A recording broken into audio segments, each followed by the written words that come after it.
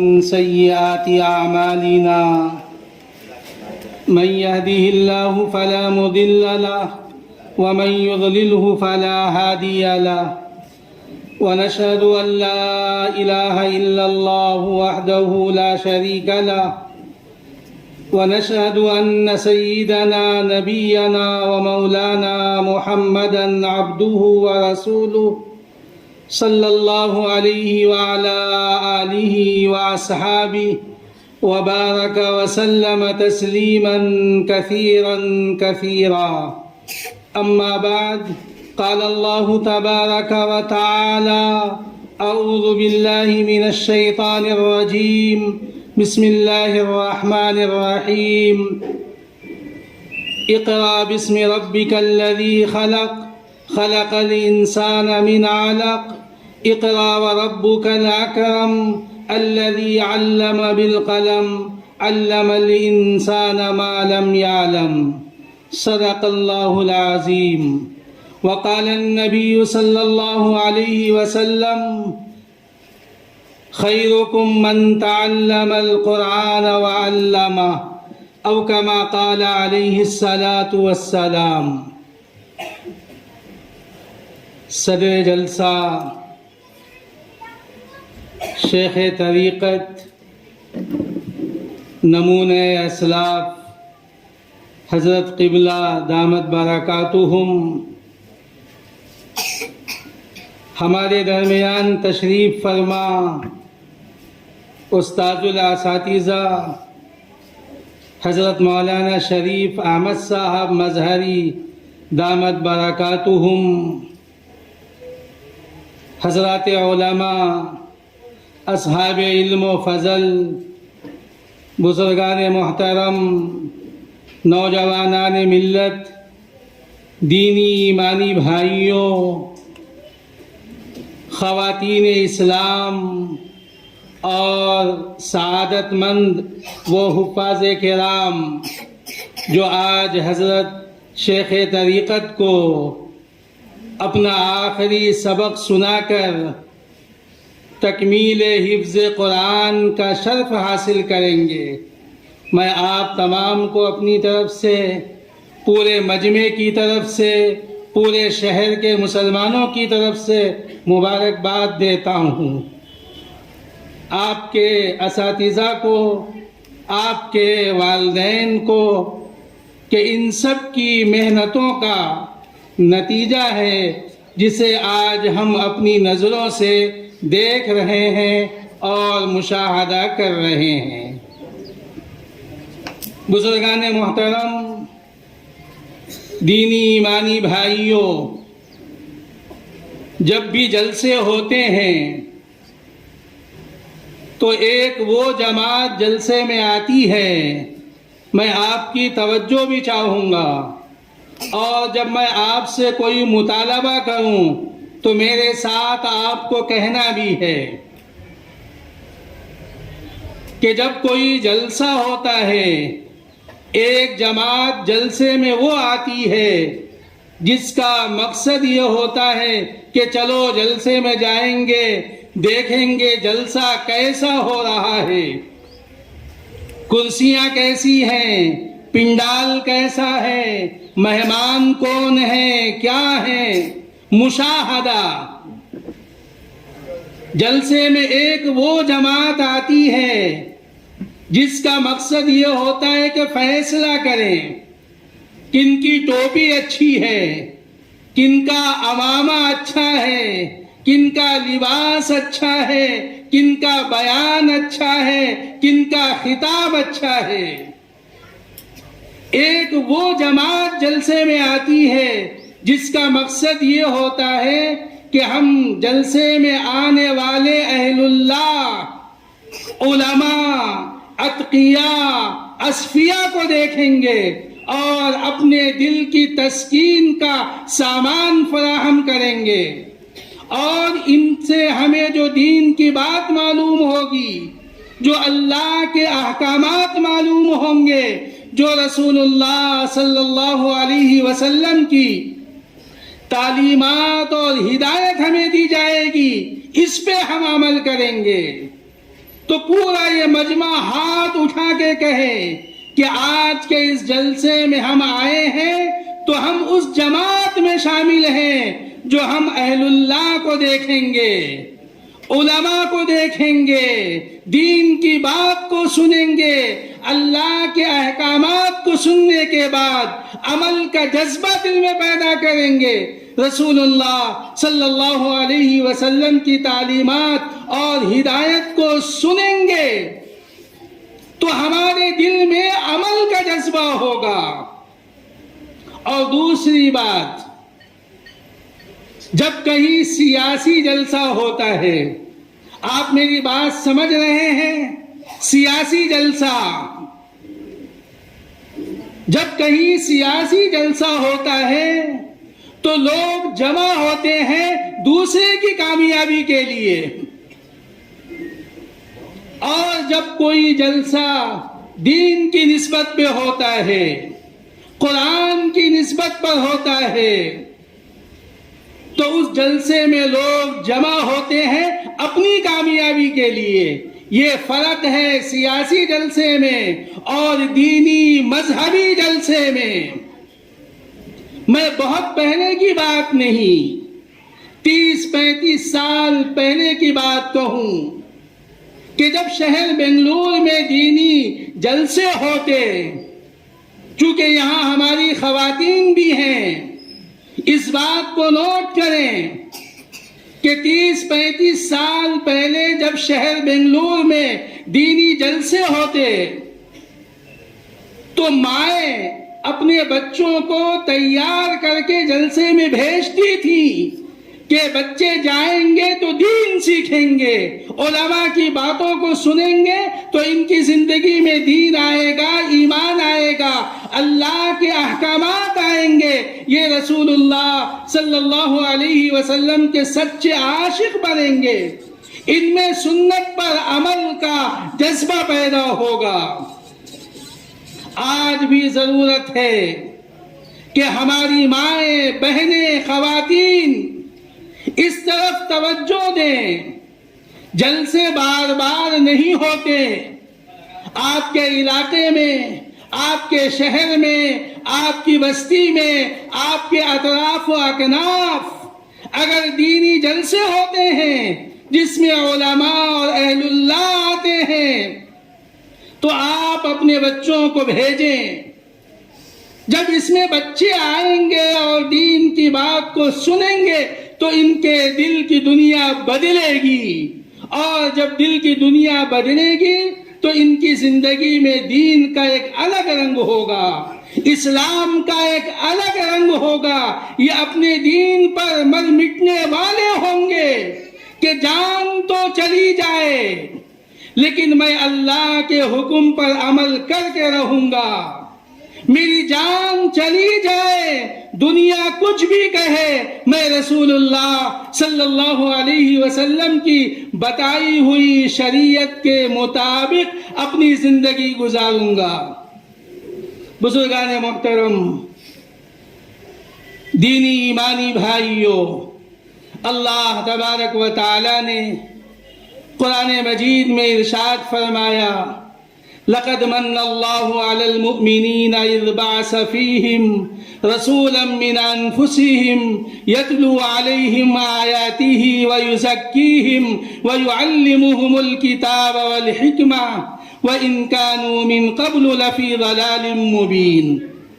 اللہ تبارک و تعالی نے اس آیت شریفہ میں رسول اللہ صلی اللہ علیہ وسلم کی بعثت کا تذکرہ بیان فرمایا کہ اے مومنوں،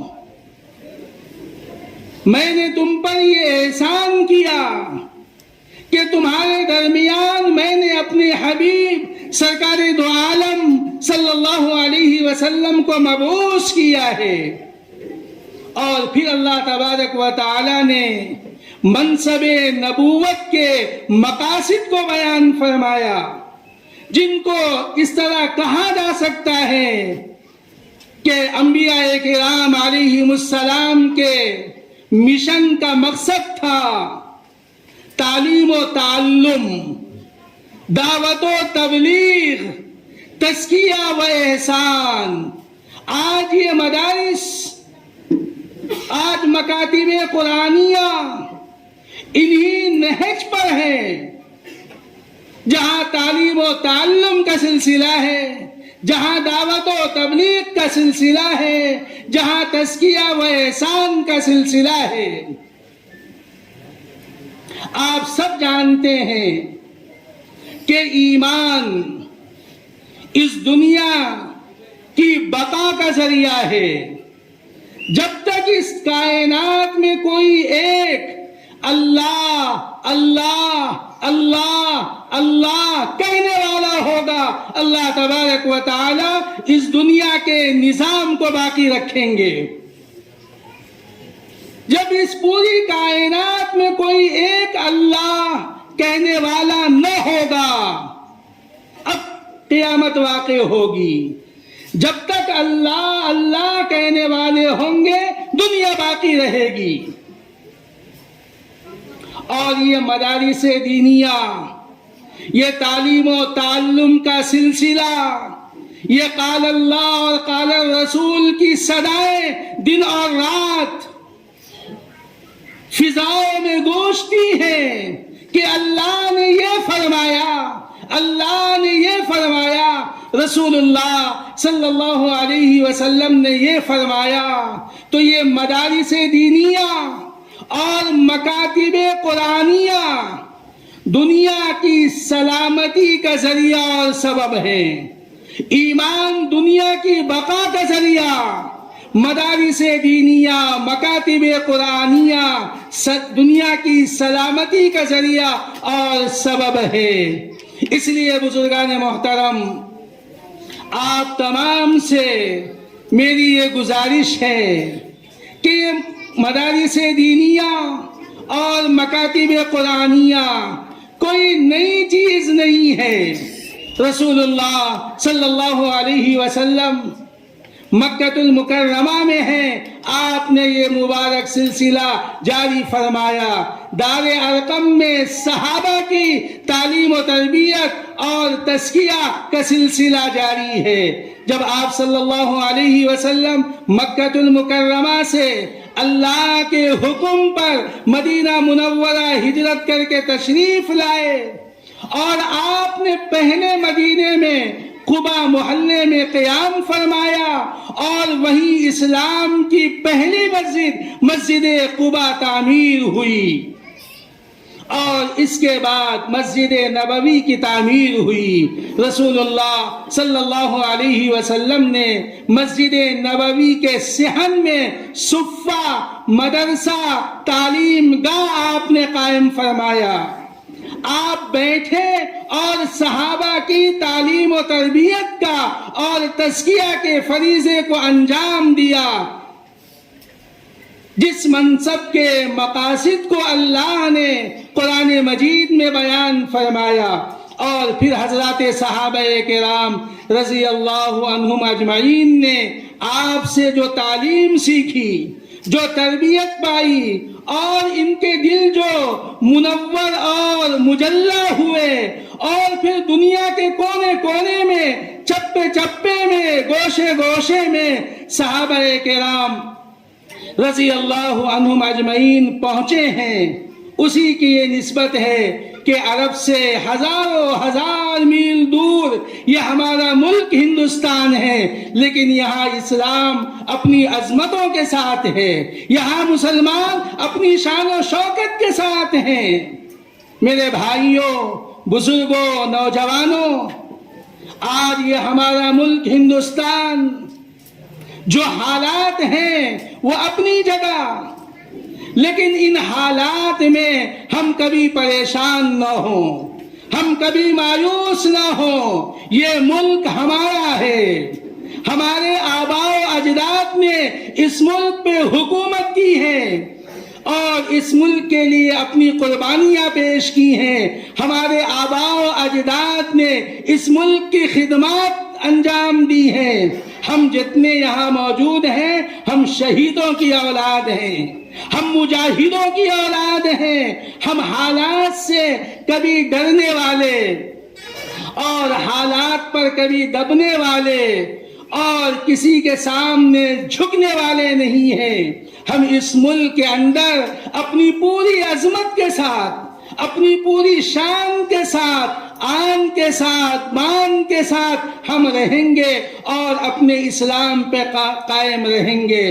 بزرگان محترم، میرے استاذ محترم، شیخ و مربی، حکیم الملت، امیر شریعت دوم کرناٹک حضرت علامہ شاہ محمد اشرف علی صاحب باقوی رحمت اللہ علیہ ہمیشہ فرماتے تھے کہ حالات جیسے بھی ہوں، ہم نہ پریشان ہوں نہ مایوس ہوں، ہم اپنے اعمال کو درست کریں، ہم اپنے اعمال کو صحیح کریں، اللہ حالات کو درست فرما دیں گے۔